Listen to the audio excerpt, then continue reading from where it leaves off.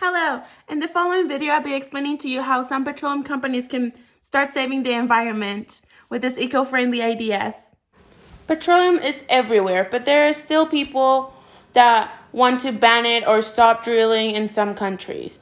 But these people don't know how many things are made from petroleum and how much we need it for our everyday lives.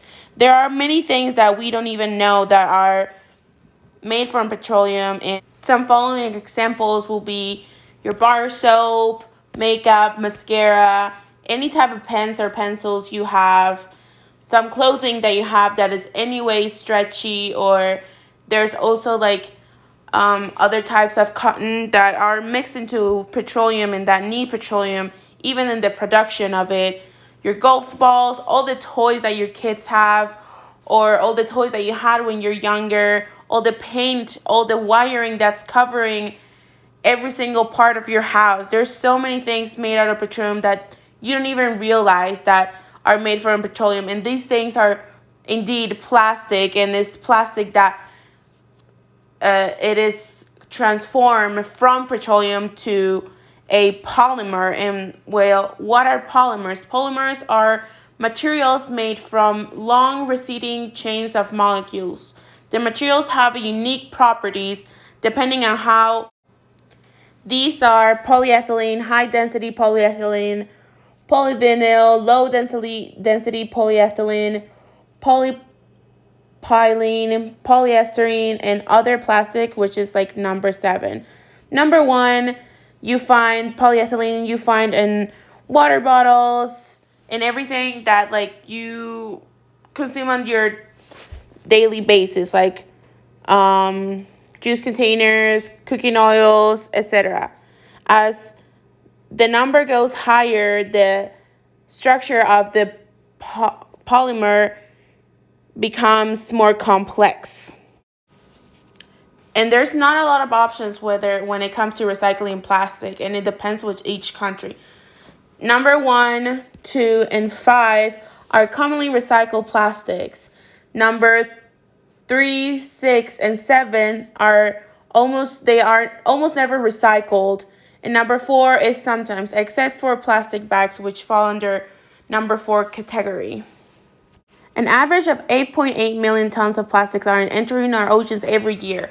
Or put it into perspective, one New York City garbage truck is being dumped into the ocean every minute, and it will increase to 2 per minute by 2030. And by 2050, there will be more plastic than fish in our oceans if we don't reduce the rate. 86% of sea life is found with plastic in their stomach. A total of 300 million tons of plastic is produced in the world, 50% of it being single-use plastic, and only a max of 10% of it being recycled. But where is the rest of the plastic going? 11 million tons of it is being thrown into lands and rivers, which will eventually make it to the ocean or make the soil infertile in specific landfills. How is it affecting us?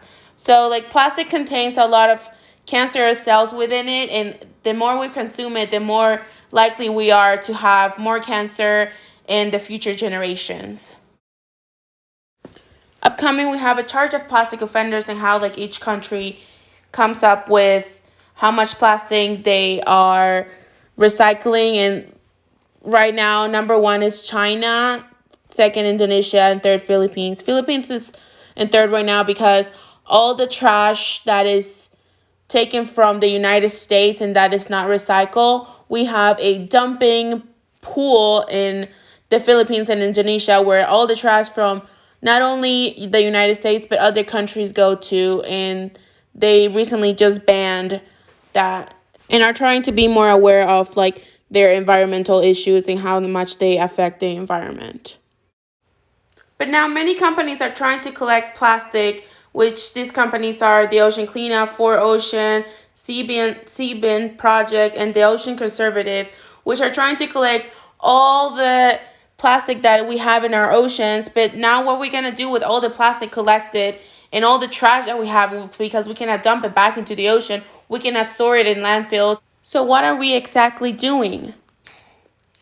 So what's the deal with this? Plastic is made from petroleum. So why couldn't we change it back? Make petroleum from plastic.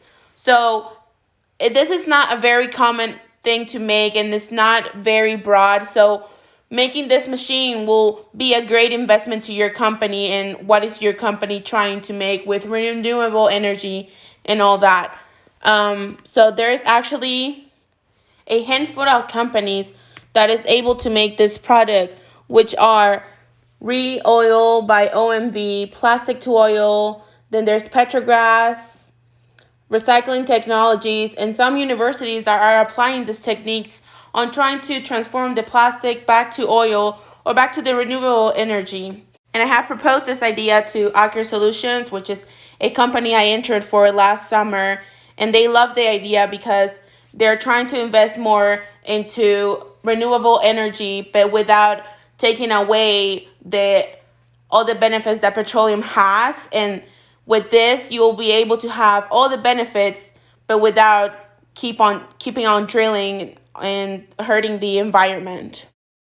And also, actually, one of their major stakeholders, which is Kjell Inge Roque, a Norwegian, has also founded to be part of REV Ocean, which is one of the companies that is trying to get more knowledge about the ocean and also collect plastic and debris from the ocean, while having this big ship that is also working with the renewable energy of the plastic that they collect.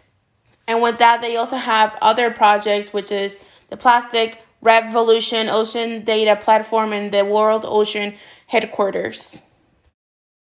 Without all of these new technologies that we're able to provide, it is a great idea for petroleum companies to start investing more on renewable energy and being plastic free. By transforming the plastic back to oil, gas, and the wax, we'll be able not to only guarantee more jobs, but also save the environment and to keep our sea plastic free. Thank you very much for listening. I hope you're more knowledgeable about where petroleum comes from, where all the plastic is coming from, and how much you need it in your life, and how much more you can do if you want to help. Thank you. Have a nice day.